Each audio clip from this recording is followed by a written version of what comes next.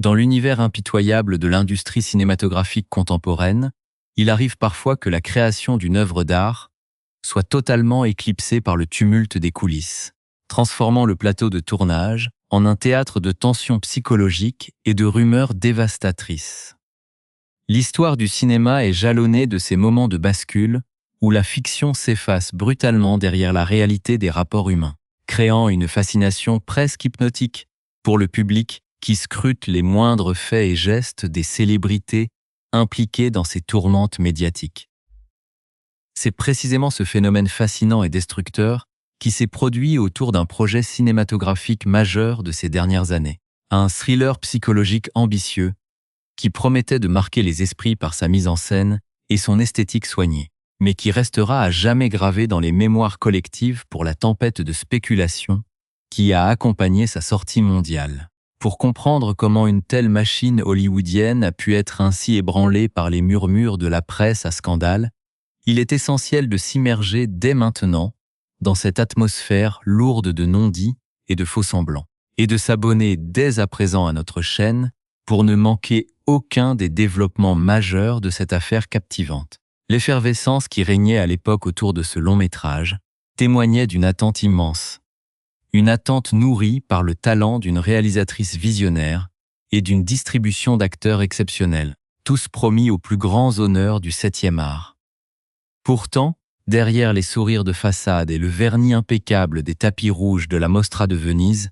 une toute autre dynamique était en train de se mettre en place, une mécanique implacable de ragots et de rapports de force qui allait contaminer durablement la promotion du film et la vie personnelle de ses principaux artisans. Les rumeurs de discorde, loin de se dissiper avec le temps, ont enflé de manière exponentielle, se propageant comme une traînée de poudre sur les réseaux sociaux et alimentant quotidiennement les colonnes des tabloïds les plus influents de la planète. L'industrie du spectacle, avec sa capacité unique à transformer la moindre friction en un spectacle planétaire, s'est emparée de cette narration interne pour créer un véritable feuilleton quotidien que le public suivait avec une avidité croissante. Au cœur de cette tourmente naissante, deux figures féminines de premier plan se trouvaient malgré elles projetées sous les projecteurs d'une polémique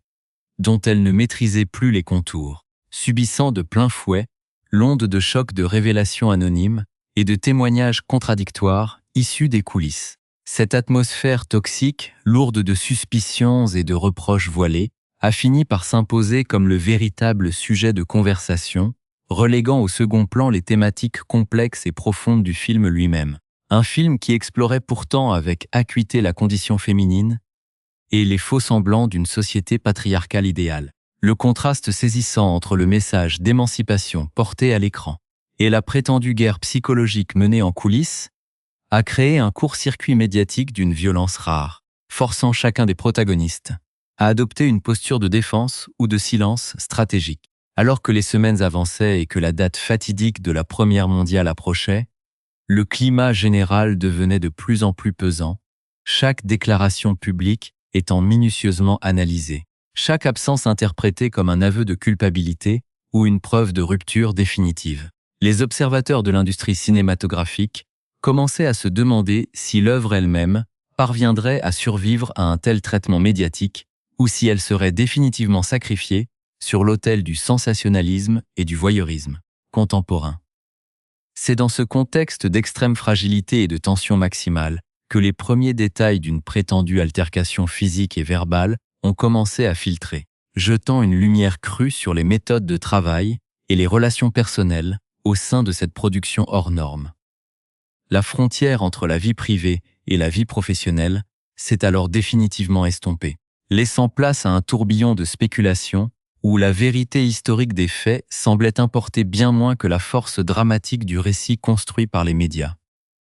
En explorant les prémices de cette crise sans précédent, on réalise à quel point la machine hollywoodienne peut se retourner contre ses propres créateurs lorsque les éléments intimes de leur existence se mêlent aux impératifs d'une production d'envergure. Cette immersion au cœur du doute et de l'intrigue pose les bases d'une réflexion plus profonde sur le rôle des médias, la protection des artistes et les limites de la curiosité publique face au processus de création artistique. Nous voici donc au seuil d'une révélation tardive, mais nécessaire, un moment de vérité, où la parole confisquée pendant des années tente enfin de se frayer un chemin à travers le bruit de fond assourdissant d'une industrie en quête perpétuelle de drames et de conflits. Le cœur du problème s'est cristallisé durant la phase intense du tournage,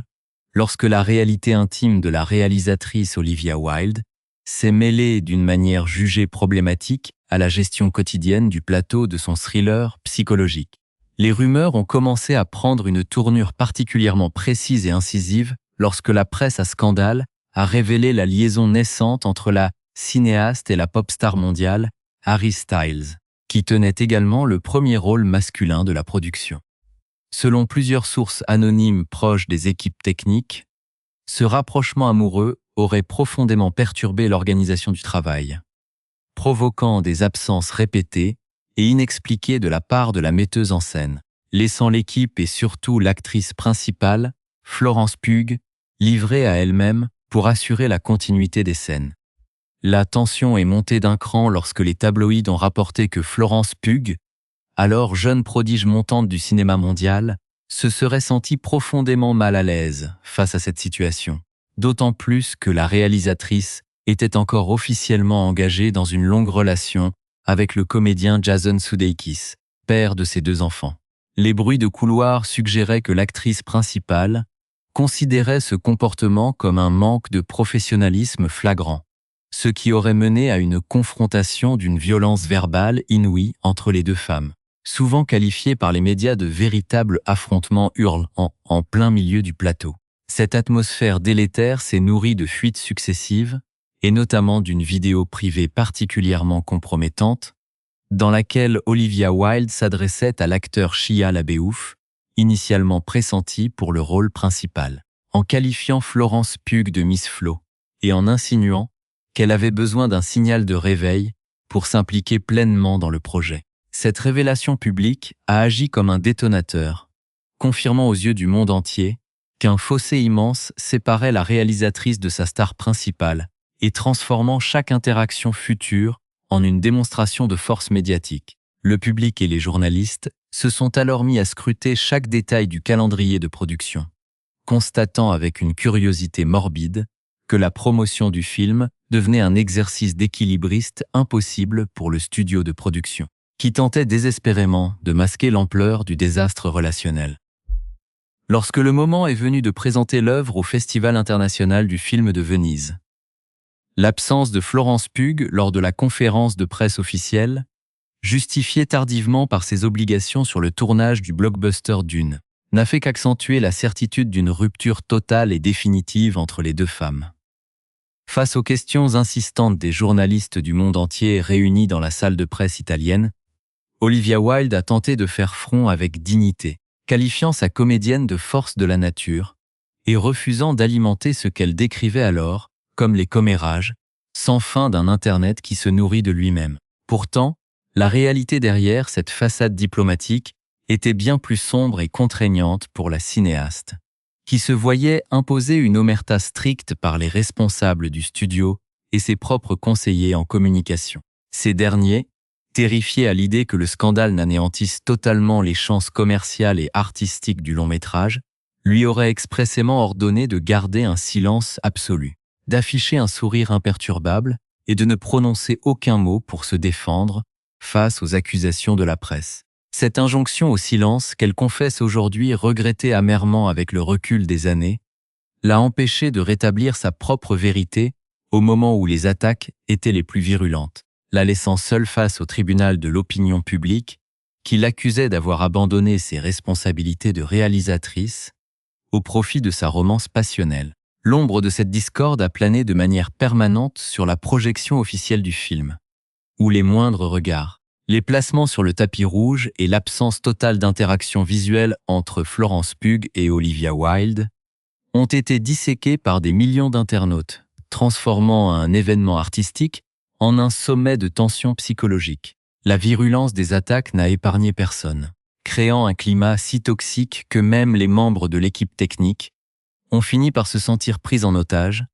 par cette narration médiatique qui occultait complètement les mois de travail acharné passés à concevoir le film. C'est précisément à ce moment de crise aiguë que la frontière entre le divertissement et le drame personnel s'est définitivement effacée, plongeant l'ensemble de la production dans une paranoïa constante où chaque collaborateur devait choisir son camp ou se murer dans un mutisme protecteur. Les révélations successives de sources internes affirmant que la réalisatrice et son acteur principal s'éclipsaient régulièrement du plateau de tournage ont achevé de dessiner le portrait d'une production hors de contrôle, menée par une cinéaste prétendument aveuglée par ses sentiments personnels au détriment de ses engagements professionnels les plus fondamentaux. Cette période de doute et de confrontation directe a marqué durablement l'histoire récente d'Hollywood, offrant le spectacle fascinant d'une œuvre cinématographique dévorée de l'intérieur, par ses propres démons et par l'incapacité de ses leaders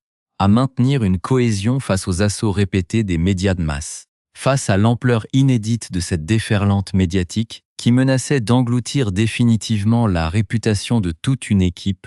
un sursaut de vérité a fini par émerger des coulisses de cette production malmenée. Fatigués de voir leur investissement artistique et professionnel réduit à des disputes de tabloïds. Un groupe impressionnant de 40 techniciens et membres de l'équipe de tournage, incluant la productrice Miri Yoon, a pris la décision sans précédent de publier une déclaration commune officielle. Ce texte collectif, rédigé avec une clarté et une fermeté absolue, visait à rétablir la vérité historique sur ce qui s'était réellement passé durant les longues semaines de fabrication du film. Les signataires y affirmaient de manière catégorique que toutes les allégations de comportement non professionnel de la part de la réalisatrice étaient totalement fausses et absurdes, décrivant au contraire Olivia Wilde comme une dirigeante incroyable, pleinement impliquée dans chaque aspect de la production, et menant son plateau avec une immense classe et un respect profond pour chacun. Ils ont formellement démenti l'existence de la moindre altercation hurlante entre la cinéaste et qui que ce soit, et encore moins avec sa comédienne principale Florence Pugh, dénonçant le caractère fallacieux des sources anonymes citées par la presse à scandale. Avec le recul, Olivia Wilde a elle-même brisé le silence qu'on lui avait imposé à l'époque, exprimant un profond ressentiment envers les studios qui lui avaient ordonné de sourire sans mot dire, réalisant que cette stratégie de l'autruche n'avait fait qu'alimenter le monstre médiatique. Cette épreuve a profondément modifié sa vision des rapports de force à Hollywood et sa manière de gérer les crises, lui apprenant à ne plus jamais laisser sa propre voix être étouffée pour protéger des intérêts purement corporatistes ou des stratégies de marketing à court terme. Sur le plan personnel, les répercussions de ce tournage volcanique se sont fait sentir bien au-delà de l'exploitation en salle du long-métrage, affectant durablement les trajectoires des différents protagonistes de cette saga moderne. La relation amoureuse entre la réalisatrice et la pop star Harry Styles, qui avait tant fait couler d'encre et qui avait pourtant duré près de 2 années merveilleuses et joyeuses selon les mots de la cinéaste, a finalement touché à sa fin sous le poids d'agendas professionnels incompatibles et de pressions externes devenues impossibles à gérer. Le chanteur s'est lancé dans une immense tournée mondiale, tandis que la metteuse en scène choisissait de se recentrer pleinement sur sa vie de famille à Los Angeles, auprès de ses 2 enfants, Otis, Alexander et Daisy Joséphine, nés de son union passée avec le comédien Jason Sudeikis.